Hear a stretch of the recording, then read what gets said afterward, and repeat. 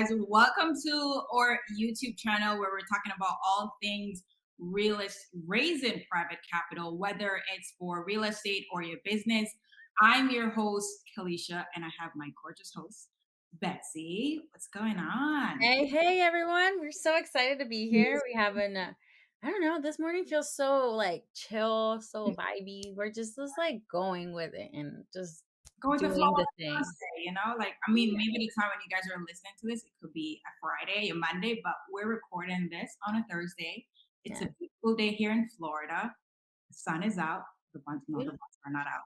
beautiful day in Georgia too. I think yeah, looks nice. No, but welcome to all our listeners, viewers. If you're new here, our channel is all about raising private capital, especially on this market that we're in. This is a crucial skill for you guys to have. So whether you're a new investor or an expert, whether you're new to buying businesses, whatever it is, being able to learn how to raise private capital is essential. And on our channel, we bring on like experts, entrepreneurs, just to share their insights and their success stories. And today we have a genius. And when I say genius, because this episode we're going to dive in how he is raising private capital on social media. Like, Yeah, and you guys might know him already. You guys might follow him already. I uh, mean, he's going to drop like a bunch of gems. Let's just say that. And then after this, you guys are going to like, all right, I really need to start posting more on social media what I'm doing because the things that he has achieved, just posting content, bringing value to people, it's phenomenal. So let's welcome Mamadou Diallo. Boom, boom. yeah. What an introduction. Man, Thank you. Really appreciate that. this, So happy to be here. Like you we're said, it's a beautiful Thursday. I'm in Atlanta. The weather is beautiful. Just moved out here. so it's So two against super, one, super. Atlanta, one Florida. I know, right? Super excited. This is not that East Coast, Welcome to Georgia. How are you doing? How are you assimilating? doing fantastic, man. Out. Super excited to be here. Things move fast. Connections are great. Food is great. Great. And yeah, it's Man. can't really complain. Guys, before we dive into it, I know this is something Betsy always like we need to say this, so here we go. Yes, the following information is for educational purposes only. Please do your own diligence. We do not provide financial, legal, or professional advice. Everything that we do or say is from our own experience. Please talk to CPAs or attorneys. If you need someone or just need guidance to where to go, let us know. We have those people on here sometimes too that you guys can connect with them. Definitely. I Well, love the disclaimer. you gotta put there 'cause Yeah, you don't want to yeah, understand. Mamadou tells or Betsy said this on their channel. I'm following. No, yeah. and like let it go. But for those who don't know Mamadou Diallo, because we all know each other from Mastermind at Pace Morby. But for Right. those who don't know you, like tell us a little bit about your background and how you got into real estate. So my name is Mamadou Diallo. I grew up in a refugee camp in Belgium since the age of 11, and you know, drop out of school. Didn't even finish high school. To be honest with you, I was sick and tired of school. And the way I get into, I've always been an entrepreneur. Honestly, I've never kept a job more than 2 years, and I discovered real estate back in beginning 2019. It's funny because I had my corporate job. I was a commercial agent for the high speed trains in Europe. Yeah. And I had a side business on the side, which is a car business. So I used to wrap cars, this vinyl luxury paint that you see like these Hollywood stars. They have paint you cannot find at the dealership. We used to do that. So I was looking for a warehouse for that business to rent because we're changing location with my business partner at the time. And at my lunch break at the office, I was trying to find that, and a YouTube video popped up. It's just weird how life works. and it was a interview on the Breakfast Club, very famous hip hop radio, whatever. But they bring this like financial people that are financially literate or whatever.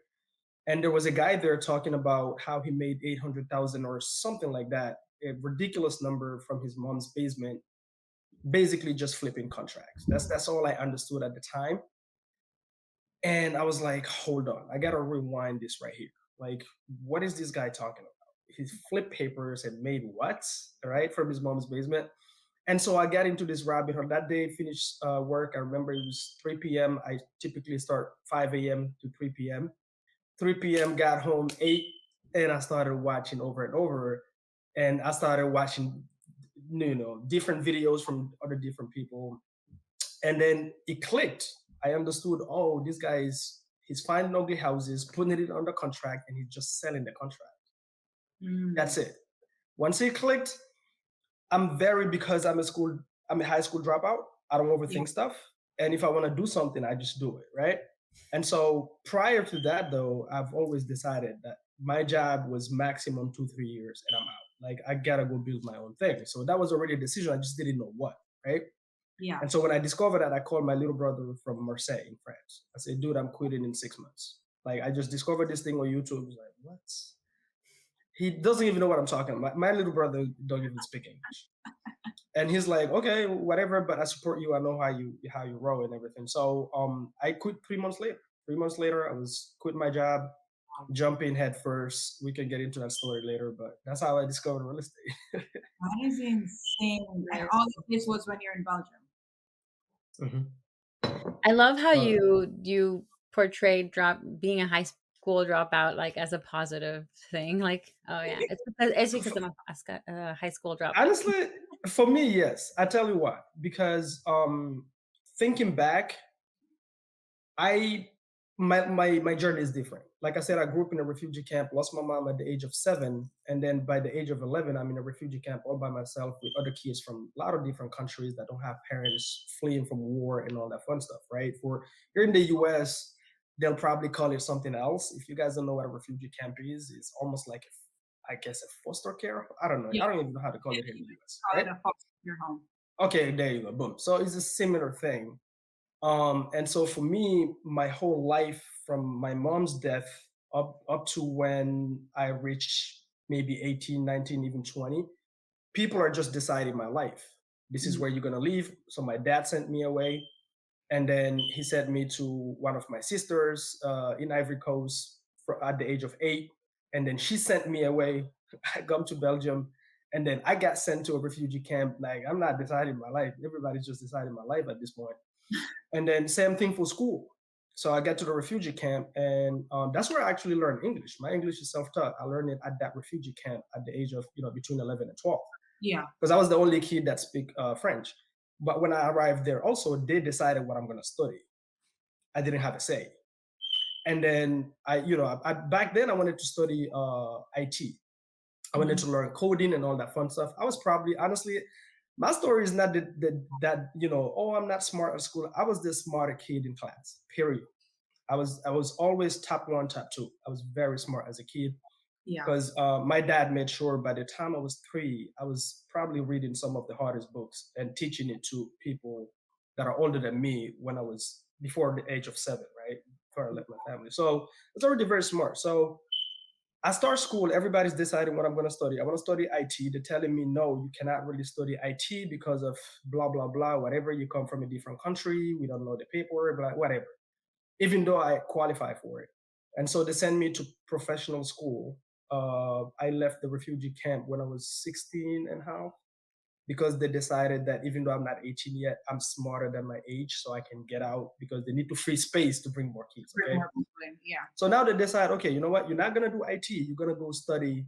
They gave me 4 choices: mechanical engineering, how would you call it? Building homes, like construction. Construction. Those type of like handy jobs. Okay. No way. Yeah. It's either I pick one option, or the government won't pay me, and that's it. So I was forced into that school, and I picked the only thing that I knew as a kid, because when I was a kid, when my dad sent me away, I stayed 1 year or I think two with one of my sisters, and her husband used to own a mechanic shop. So I remember that name. So I was like, oh, I'm just gonna do mechanic because I know the name. It's not like I've never done it. But I didn't know at the time if you start doing it in Belgium, the way it works is you must go up to the seventh grade before you can change option. Oh, Okay, so I was stuck with that stuff, studying something I hate for my life, 7 years plus. I was always top one in school. My problem was, remember, I came from a refugee camp, so at the time I didn't have all my passport, paperwork, and all that. yeah. And so when the school will travel and all that fun stuff, I couldn't go. And so Oh, because of that, they punished me at the fifth grade. My teacher that was kind of responsible for whatever, he's like, listen, you made it, your grades are great, you're one of the smartest in class, but I need to keep you one more year just because you couldn't participate for school travel, school this, school, and then also I couldn't afford it sometimes. Like I don't have the money. Like I'm alone, and you know what I mean, like working barely, I can barely pay my rent. just because of that, they decided to keep you back Yeah. He here? said he want to keep me one more year. Wow. I Wow. looked at this guy. I said, do you see me? He said, yes. I said, this is the last time you'll ever see me in school. I'm done. Because I was already studying something I'm miserable with. I don't like it. And that's it. So it's not, I'm honestly, if I had to go back, I wish I never even went to school. I just went to study something that is actually practical. I'm not a, I'm not a How school old kid. were you at the time? Maybe turning 19, 20. Oh, And you're then you're from, you're a grown man. yeah, at the time, yeah, but this is like I'm keeping the long story really short because from the time I left the refugee camp, which was I was 15, 16, right? Then all the way to that, like people just deciding my life this is how it works over there. Hmm. Yeah, And you get sick of it because you're studying something you're miserable with. You're not learning anything that you're really gonna use later in life. I was just trying to get to the seventh grade, so now I have control of my life and I can pick the option I really want to do. yeah, And now you want to keep me one more year and I'm struggling. I can barely pay my rent because I have to study and then because I don't have no parents that can send me money or anything. And I was like, you know what, I'm done. I'm just gonna go work. So I started doing, supermarket jobs, working at clothing stores, anything I could find, man, up to the point where I was 28 probably. now I see where the hustle came from. Yeah, I was Yeah. gonna ask you, like, how has your experience, like that whole experience, contributed to what you're doing now? Now that I think back, everything. Mhm. Everything. So when I got to the refugee camp, I used to be sad and stuff because I'm like, man, my dad's still alive. Why am I here alone? My brothers, all that. Long story short. But now that I look back, I'm like, ooh, everything happens for a reason. If I didn't go through that journey, I wouldn't have met so many different nationalities. I wouldn't have, learned English at a refugee camp that now I can use when I came back to the US. I didn't have to go to school to learn English. My English was ready to go, right? So I always kind of like, are you guys familiar with Joseph's biblical story? Okay, so I always like when I look back to my story because like you look at Joseph's story, right? And I'm not trying to make this religious, but like the guy, because of his journey on from his brethren being jealous of him, selling him as a slave, his journey is what prepared him to become a king. Mhm. So that's kind of how I looked at it when I was at the camp. And I used to be so sad because I'm a Muslim, so but that story is in the Quran as well. So that story kind of helped me be like, oh, I might be going through this because there's something bigger. So yes, I now that I look back, I'm like, oh, thank you God that you took me through this journey because it's what made me who I am today. Yeah, no, that's like, man. Yeah. It's like, can you just drop the star, the universe emoji, because it's so inspiring because it now explains why a lot of the posts that you make as well on your social media is like, stop making excuses. Like you're comfortable, or you're like, I don't have enough time because you have a 9 to 5 job, but you were a kid, you were still going to school, you had responsibilities, you didn't make, oh, I'm just a kid, I blah blah blah, I need to cry. You went out there, you made shit happen because you didn't have a choice. It was Yeah. all or nothing. You were responsible for your your life, and the fact that you put it in your hands that everyone needs to stop making decisions for my life. Yeah. Right. Like your foot down, which is amazing. Hmm. Right. Right. Control of your destiny, which is that's very inspiring. Right. That's like Yeah. And how would you say that it helps you raising capital, since we talk about money So here? the way it helps me raising capital is my journey. Kind of like I've always been in situations where I'm dealing with strangers. Yeah. So like people skills, right? So I got dropped at that refugee camp and I don't know anybody, don't speak the language at all. Like, by the way, in Belgium, they speak three different languages. They have French, Dutch, and Netherlands. Okay. I got dropped to a Netherlands area. For those who don't know what that is, when you come from Africa as a kid, you think everybody in the world, in Europe and America, everybody speak French. That's what we think over there because we've been colonized by the French. Yeah. So I come here and then I got given a train ticket. I remember you go to that, there's an office, you explain your story. Oh, I come from a war country, please help me. That's how it works, right? And I'm telling you, they tell me your story, and then you finish telling your story, then they give you a train ticket and a map at the time. I've never seen a map in my damn life. That map is supposed to guide you on how to go to the train station. You grab the train and you go to the refugee camp, and you need to pay attention to the map to where you need to, step off the train. I remember I got lost, but anyway, he's a drunk guy that helped me find my destination. Read a map. Right. So I arrived to the camp, and then I hear these people, the person that came to, I guess you call them social workers. He's speaking this language I thought it's a bird talking to me. Goedendag. That's how they talk, right? What is Is this? Is that not German? French. Oh. German and Netherlands have similarities, but this is Netherlands, right? Netherlands, it's deep. What do they speak? Very. What do they speak in the Netherlands? Netherlands. When I say Netherlands, in Belgium they call it Netherlands, but there is also the country called Netherlands. Don't confuse the two. But they're very similar. So Netherlands, Belgium, and Netherlands, Amsterdam, Netherlands, they speak the same language, but different. It's almost like saying UK is English and the United States English. So the Netherlands from Amsterdam, Netherlands, the country, is way prettier than the one in Belgium. The one in Belgium is nasty. Belgium is like, Anyway. Yeah. So when it's okay. So you arrive there, is all these kids from all different countries, man, like Rwanda, Congo, Iran, Afghanistan, all these different countries, and they all speak either English or their language. Yeah. I'm the only person that speaks French, so I cannot talk to anybody. So I was forced to learn English. And the way I learned English is I used to print out 50 Cent and Tupac's lyrics, and I would translate it in French, like 4 sentences a day. That's how I learned English, and I would tape it on my wall every day, and I would practice it in my room, right? But I remember the English in Tupac and 50 cents, that's different. Well, for me as a kid, is not, I didn't even know what English was, but for sure I wanted to understand the music that I'm listening to. But the English that I'm talking to you right now, this is I've never learned English in school. So I transitioned from that to go into bookstores, picking up comic books and reading them in English, blah blah. But that's how I started, because I was listening to the music and I wanted to understand what I'm listening. Okay, so and then I started practicing with my friends, like, how are you? I eat too much, blah blah blah. So, but to me, their English, I mean, like Tupac, his poetry is deep. Like his English is way better than Shakespeare. But anyway, it's a different conversation. So, so my people skills started there, honestly. But also, I would say if I have to go back as a kid, like I told you guys earlier, my dad, from the age, soon as you start talking as a child in my household, my dad had a lot of kids, but it is a must. Every single is almost like a camp. You wake up at 5 a.m. I don't care how young you are. As soon as you start talking, and you have to go and start learning how to read. And because we're Muslims, we start with the Quran, right?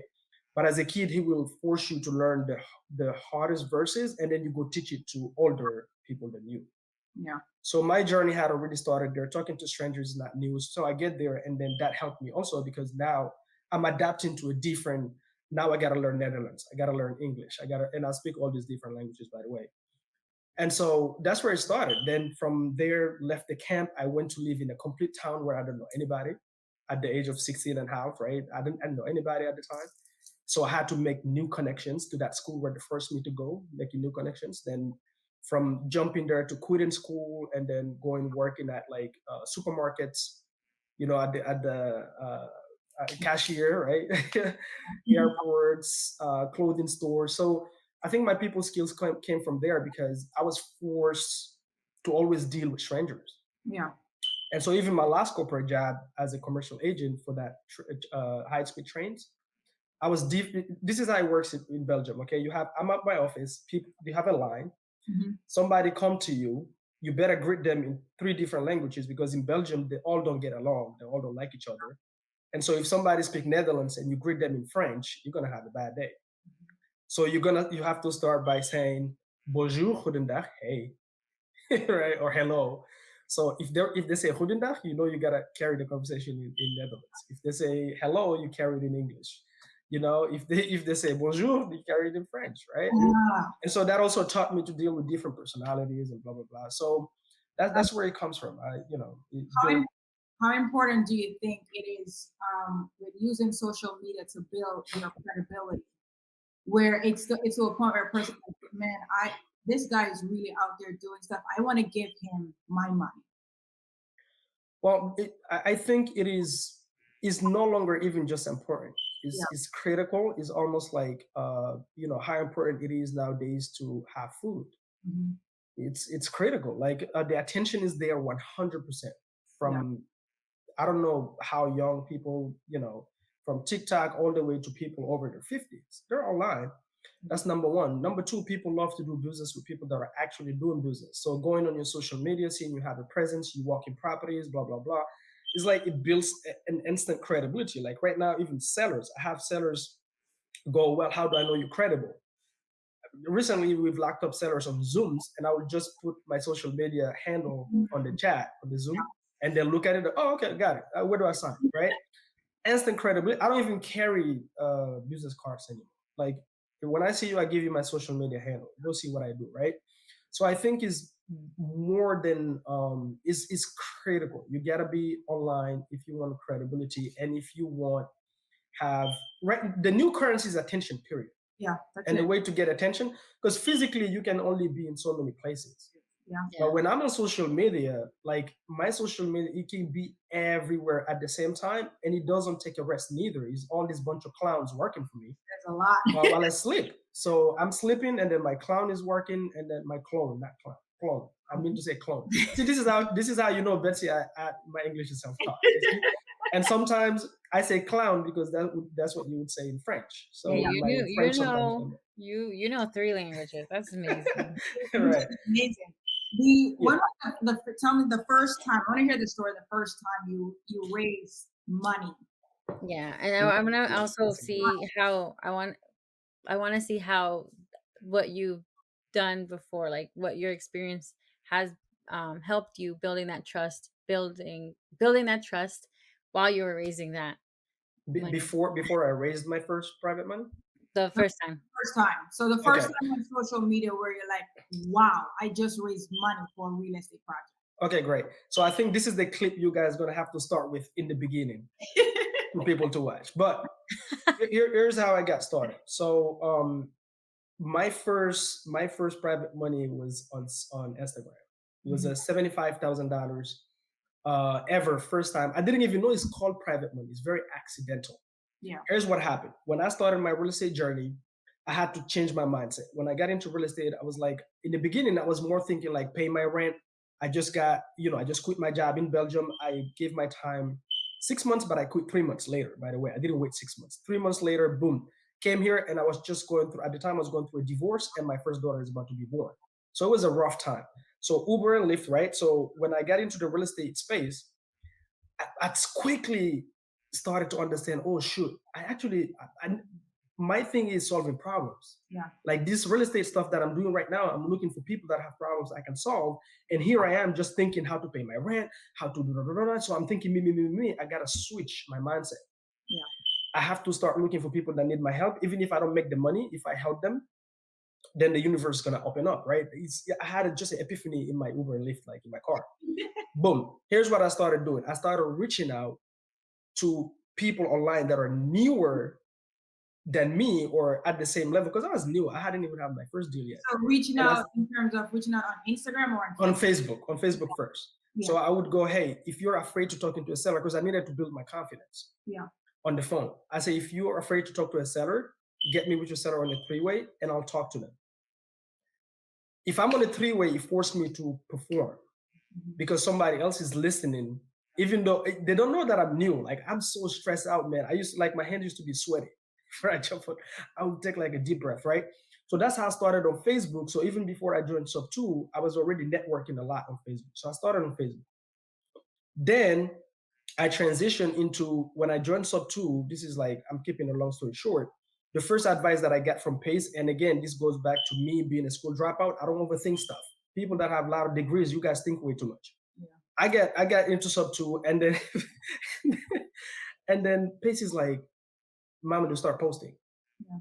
I didn't ask him, should I have an iPhone? Should I have a fancy mic? Should I, what angle? He said, start posting. I dropped out of the Zoom. I started posting. I was going to an appointment. Boom. I pulled out my camera. Boom. I started posting. At the time, I had a Samsung.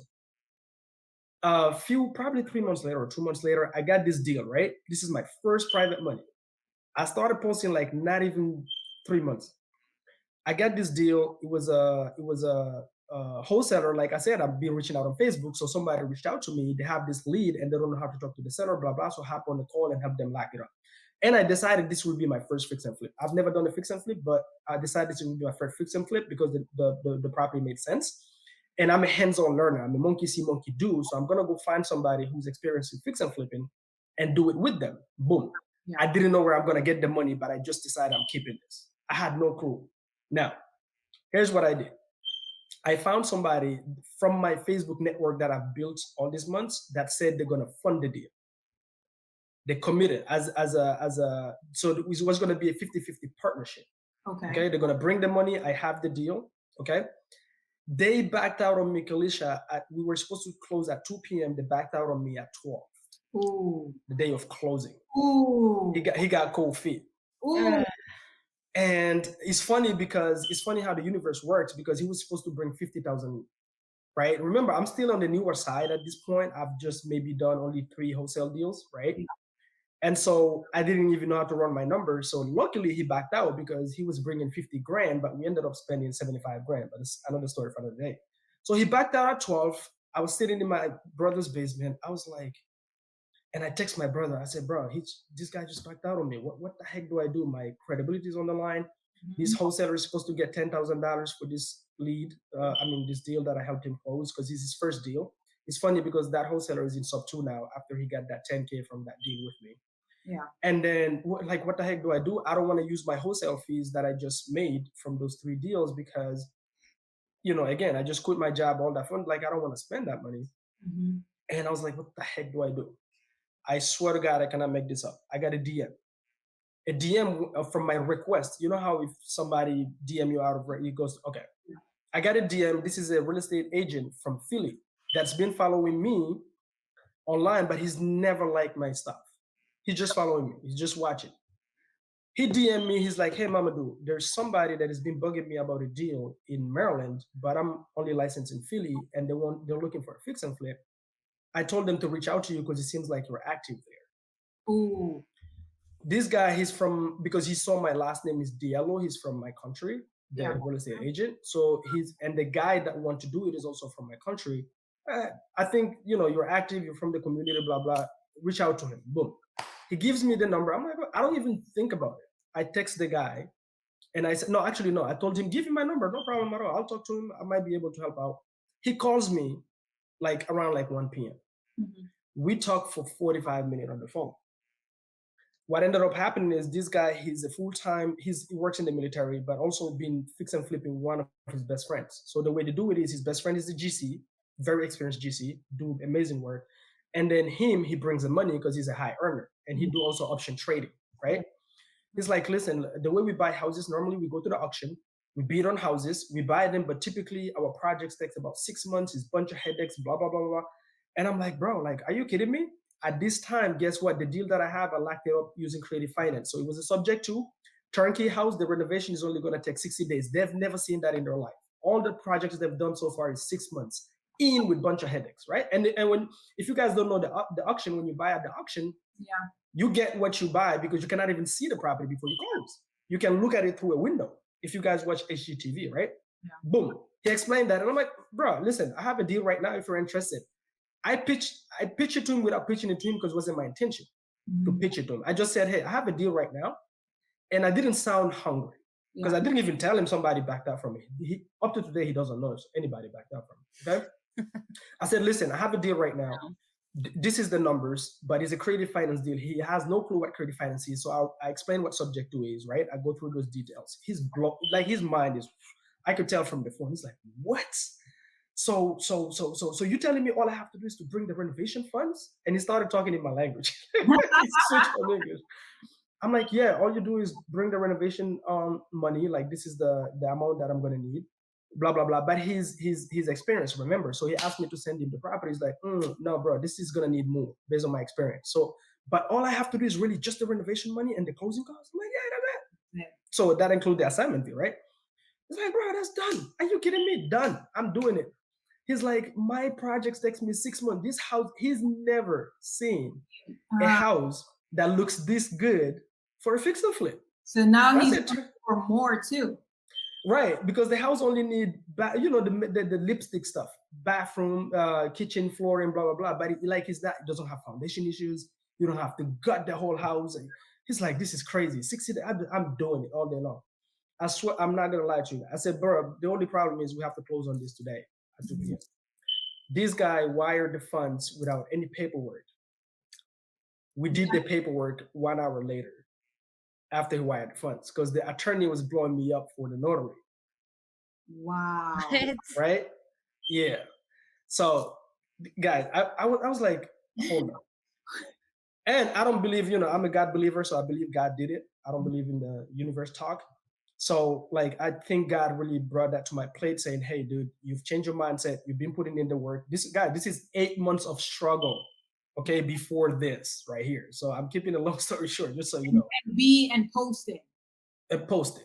Yeah. Constantly posting when I'm going, when I'm driving my Uber or Lyft and then cold calling from my car, I would post it. Walking properties, I would post it, okay? And that realtor would have never referred me to the guy if I wasn't posting. Yeah. I don't know that realtor from Adam's Cats. Yeah. We just have the same last name. That's it. But he's seen me walking properties all the time, talking about, and at the time I didn't even know how to post. That's the crazy part, because I would post without any caption. I don't even know what captions are. I remember, go back to my old post. I remember one time, so when Mamadou and I just met and he was posting, he didn't have like fancy TV or anything. No microphones, no nothing.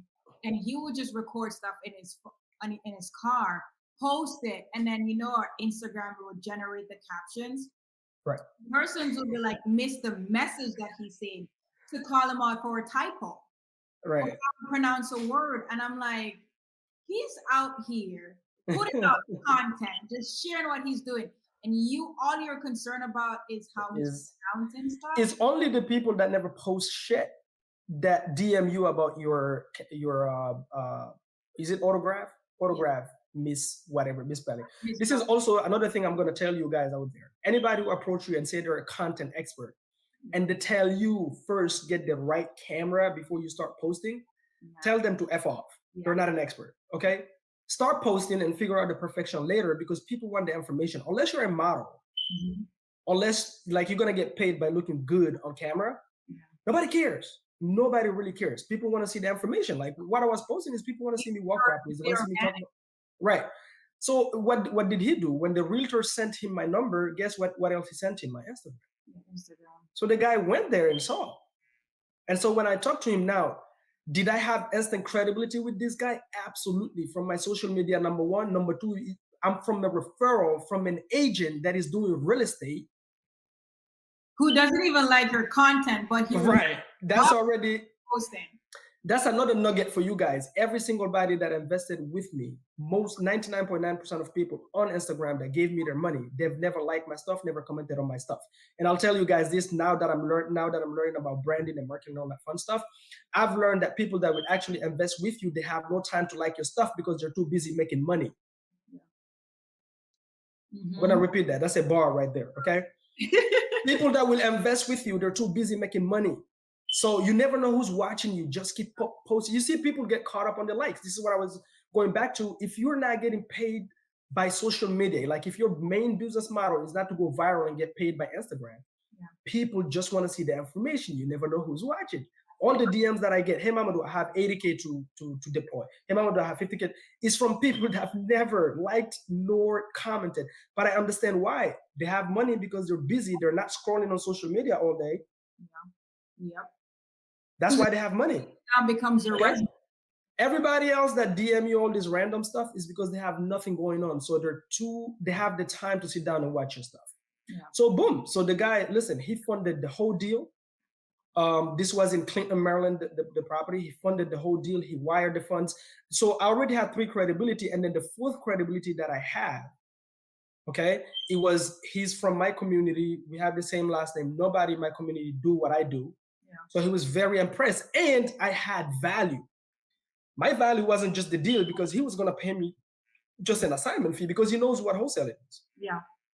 You know what my value was? Is I knew something that this guy done. I knew creative finance. He's never seen that. He's like, you kidding me? I'm out here buying properties at the auction at $300,000. Then I have to bring money to renovate it. Then I'm dealing with all this bunch of and now you're telling me I only have to bring $75,000? Oh my gosh, right? So I blew his mind about the creative finance strategies. Yeah. And then the second value that I had is these guys are dealing with 6 months of rentals, and I'm bringing him the 2 months worth of rental.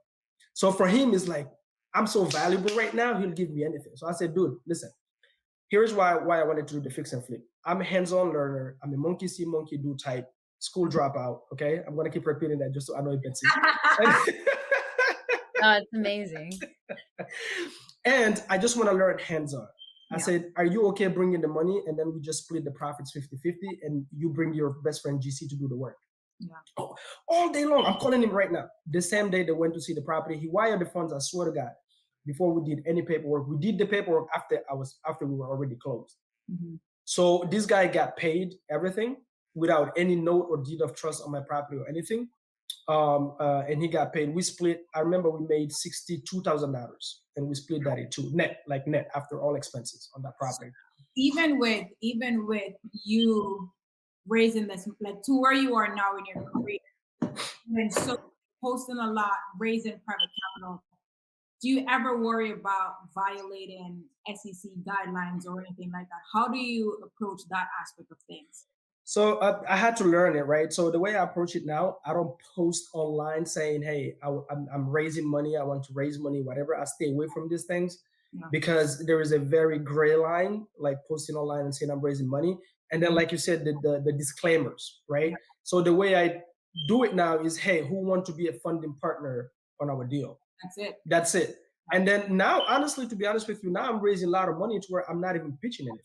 Mm-hmm. I just get random DMs, people saying, I got 50, I got 80, I got 20. Yesterday, I got a call from somebody. I don't even know how he got my number. Somebody gave me my number. I don't even know how he got it. But it's like, Mamadou, I've been watching another guy. He never liked my freaking content. It's too old to even know how to like anything. But he called me and said, Mamadou, you look so good behind the mic. I love how you talk. I've been watching you. I'm like, you watching me? Why didn't you like and subscribe? He's like, I don't even know how to do that stuff. I'm just watching this. I don't even know how to like and subscribe. But you know what? I have this money sitting here and I want to put it to work and I want to put it with you because I really love your content. Yeah. Going back to, you built the credibility, you built your online presence just by posting. And what a lot of people don't realize is, like, especially on Instagram, people only care about maybe the first 9 to 12 grids. So you spend hours on this and it doesn't get anything. And then you just post a video with no pre-planning and the engagement is good.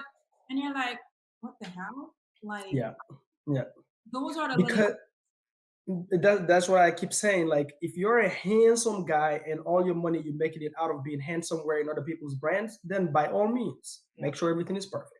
Mm-hmm. If you're a girl and you're online wearing maybe, the clothing that men like, and that's how you make your money, or maybe you just like going to the gym, like you make your money by looking good, or maybe makeup, you're into makeup, whatever. That's a different, but if you're in real estate, like I see a lot of women that reach out to me about content. And their number one struggle is they feel like they always got to have makeup in front of the camera. I'm like, okay, but you're doing real estate. Yeah. Like, you're not Kim Kardashian. Like, nobody cares. Nobody cares about your makeup, just so you know. Like literally, if you, I mean, people do, but not to the point where you think. If you post a video about a property, unless you want somebody not listening to you, especially men, and they're just watching your lips, don't abuse that makeup because you're not into the modeling stuff, you know. So to me, you gotta know, like if you're into real estate, people want the information. And people now we live in an age where people don't like to be teased, by the way. This is why gurus are going out of style. Mm-hmm. People want to deal with people that are very genuine, give full information. Yeah. Okay, because nowadays, by the way, just so you know, like information is accessible to everybody. They just don't know how to find it. No So more. Pay me yeah, again. there's no such thing thinking that you know something that nobody can find.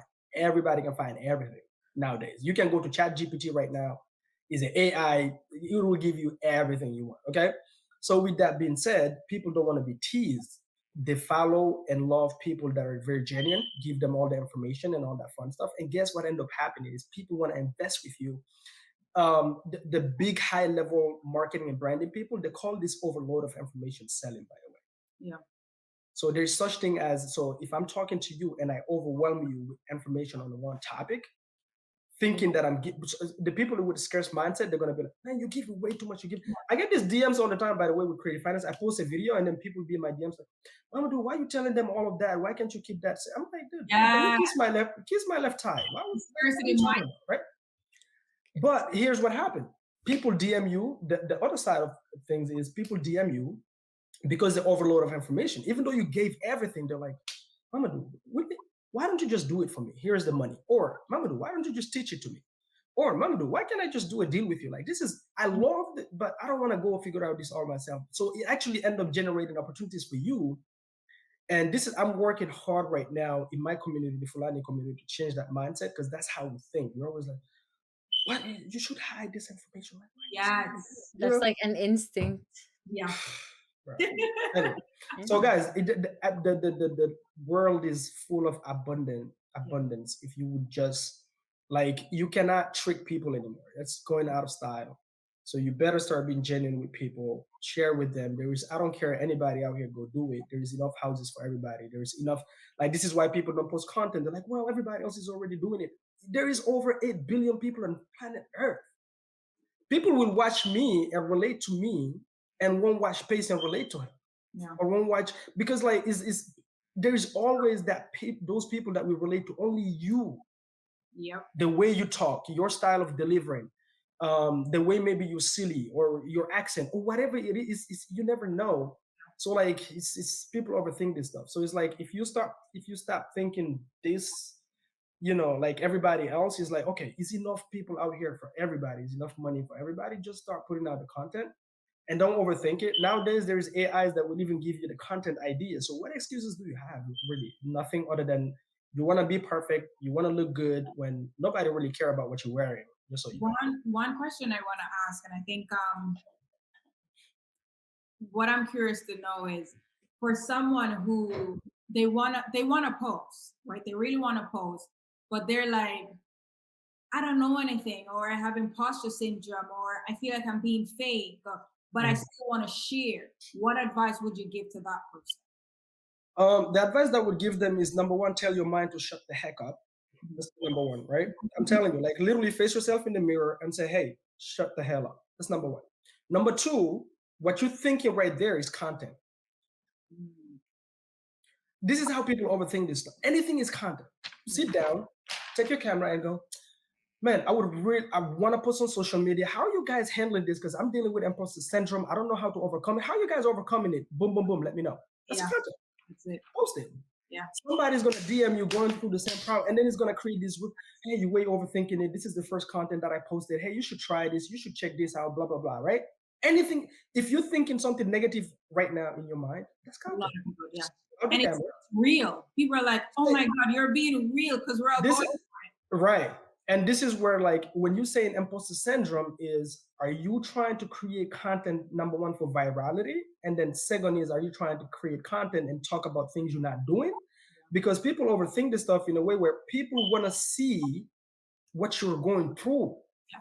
Remember, when you're at the top, the only thing that happens to you is fucking critics. Oh, I'm sorry, guys. Freaking critics.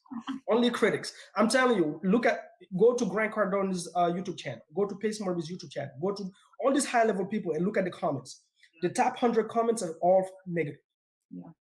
All of them. Oh, he's fake. He doesn't have the money. He's not really doing real estate. Yesterday, I saw a guy that sat down and took his time out of his life, 20 minutes, going over a video and bashing Pace Morby and Grant Cardone, saying they're fake.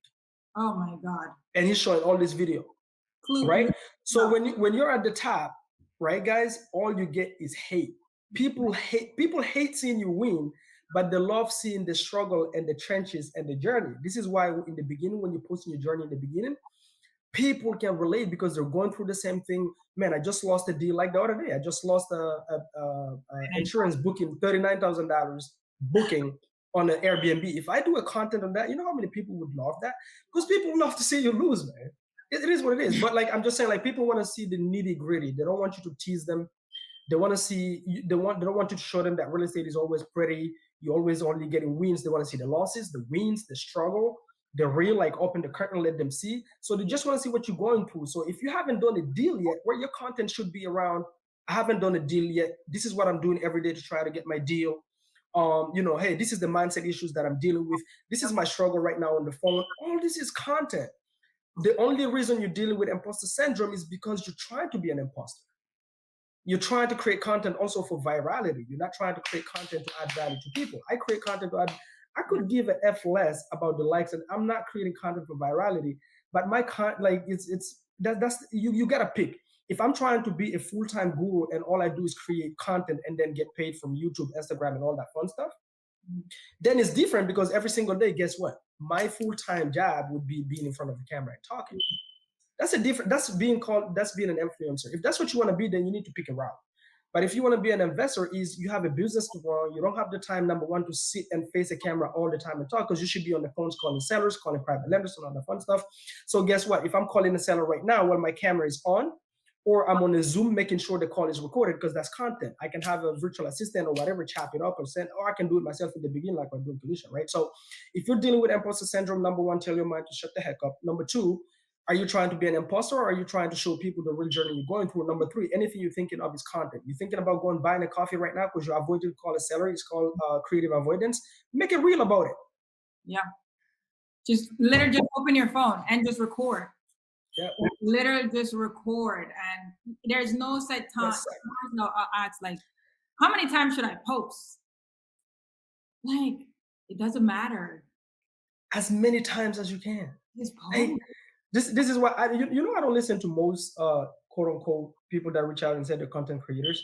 Soon as you tell me you only post 2 or 3 times a day, I'm no longer listening to you.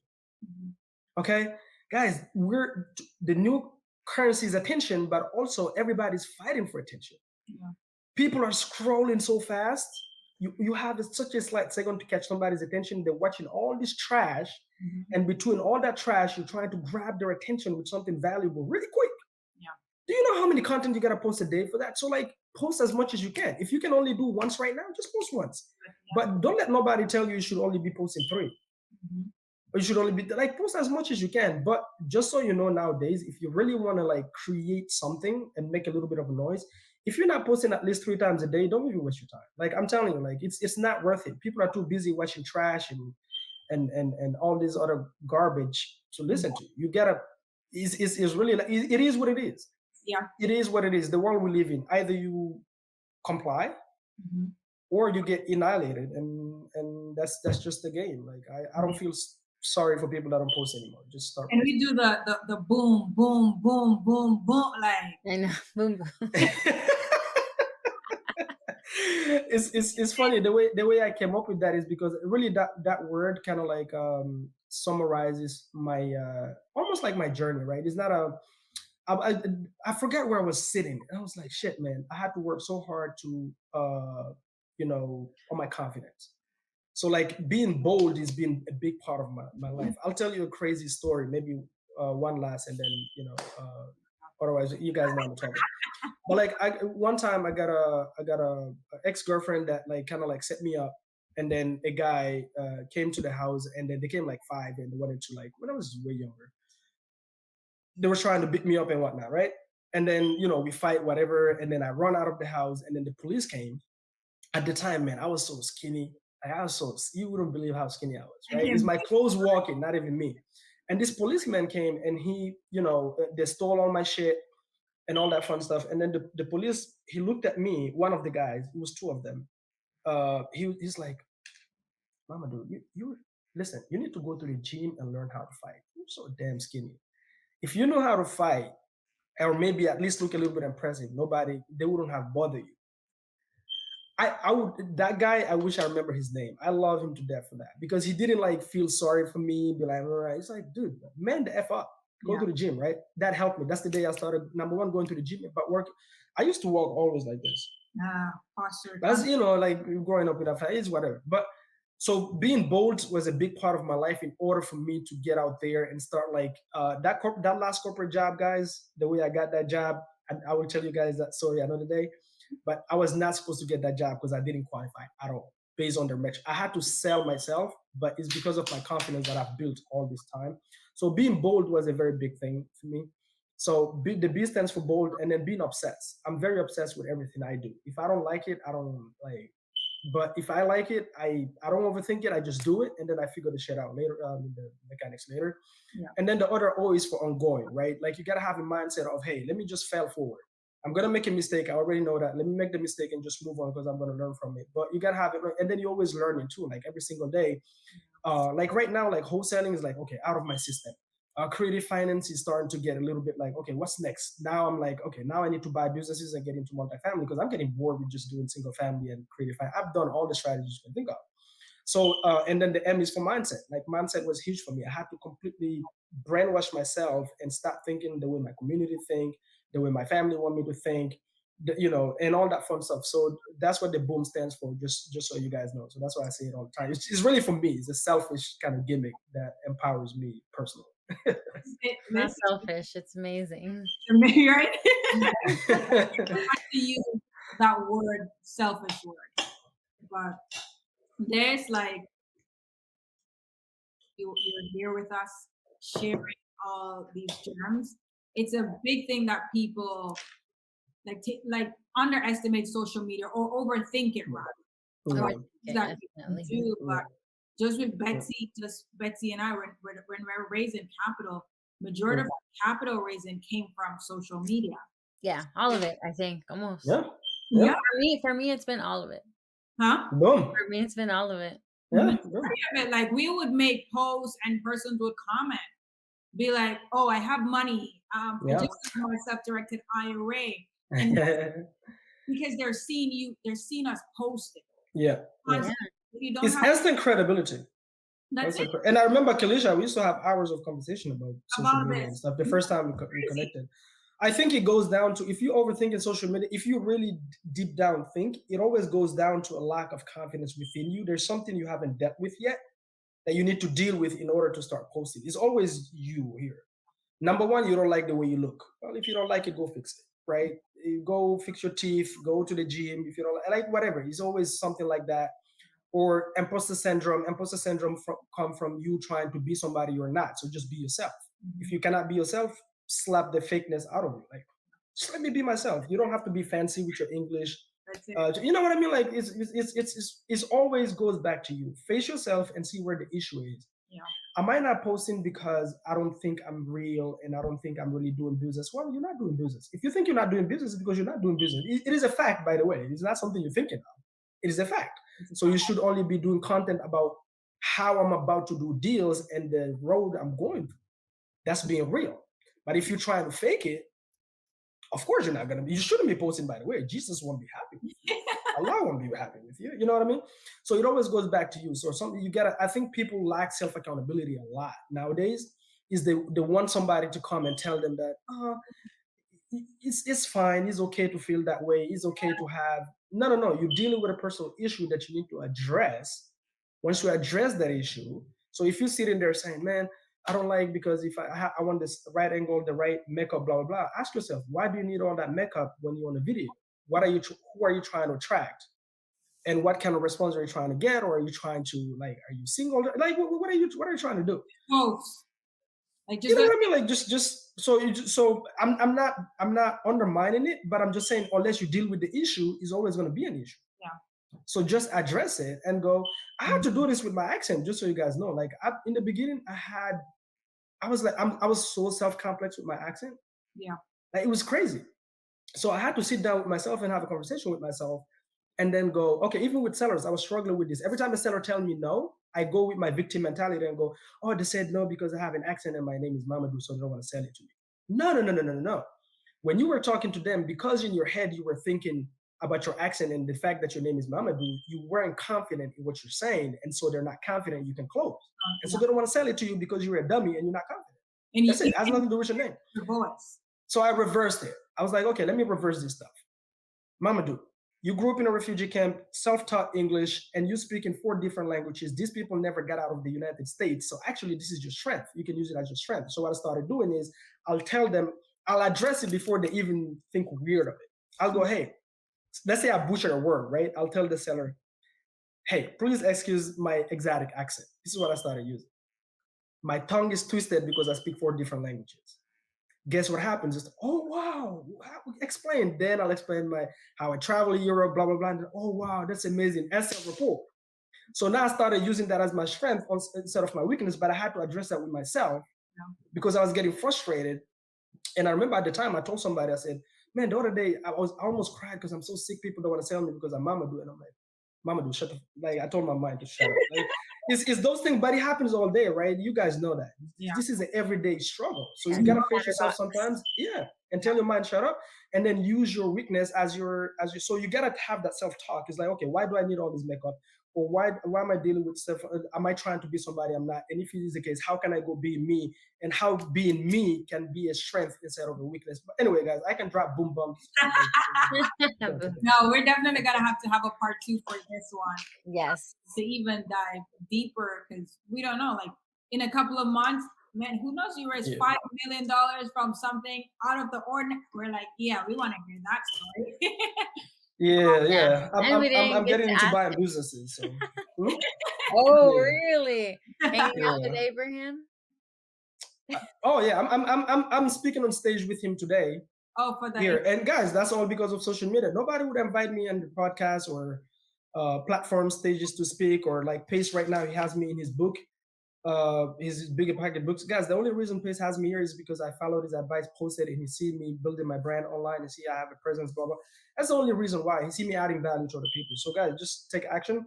And yes, tune in, on social media platforms, guys. And I'm gonna have these two beautiful ladies on my Bold Effect podcast also, which is it's funny because it's every Thursday as well. So I will put his handle will be in the description, link to his YouTube channel.